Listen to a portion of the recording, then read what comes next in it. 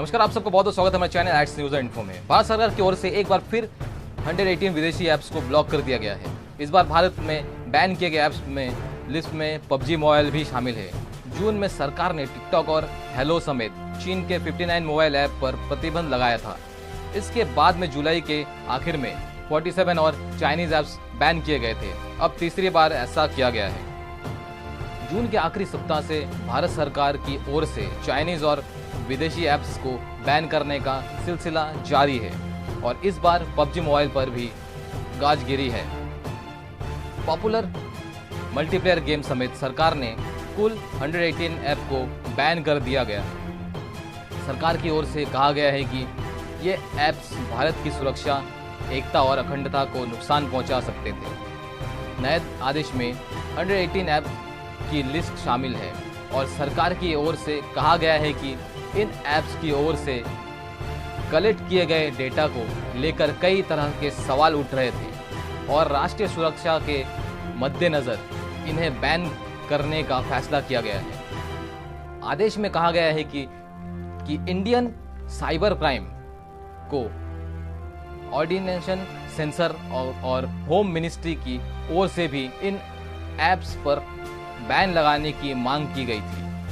सरकार की ओर से कहा गया है कि इन ऐप्स के फंक्शन और यूजर्स का डेटा कलेक्ट किए जाने के पैटर्न की जांच की गई और ज़रूरी इनपुट्स मिलने के बाद इन्हें देश की सुरक्षा के लिए चिंताजनक माना गया। इन ऐप की ओर से कलेक्ट और शेयर किए गए डेटा के चलते ये सवालों के घेरे में आए। डेटा और जानकारी बाहरी देशों से साझा कर ऐप्स यूजर्स और राष्ट्र की सुरक्षा को भी नुकसान पहुंचा सकते थे, जिसके चलते इन पर बैन लगाया गया है। मैं समझ सकता हूं कि हमारे देश के युवा वर्ग बहुत ही दुख में होंगे क्योंकि पबजी उनका फेवरेट गेम जो है बैन कर दिया गया। इससे पहले टिकटॉक को भी बैन कर दिया गया था, तो इस बार पबजी को भी बैन कर दिया गया है। तो हमारे युवा वर्ग को समझना पड़ेगा कि चीन को सबक सिखाने के लिए ये कदम उठाना बहुत जरूरी है। पबजी नहीं, पबजी जैसे और भी बहुत सारे गेम्स है, तो आप पबजी को छोड़ के आप वो गेम में शिफ्ट हो जाइए और उस गेम में अपना इंटरेस्ट लाइए। जी हाँ, तो आगे चल के देख लेते हैं ऐड के बाद फिर मिलते हैं।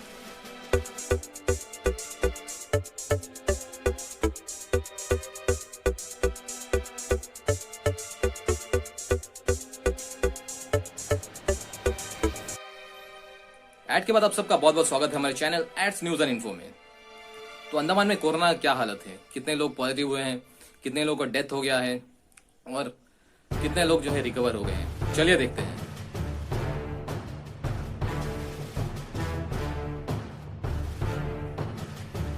आप सबको अगर हमारा न्यूज या फिर कोई इन्फॉर्मेशन पसंद आ रहा है तो ज्यादा से ज्यादा लाइक करिए, ज्यादा से ज्यादा शेयर करिए ताकि ज्यादा से ज्यादा लोगों तक हमारा न्यूज पहुंच सके।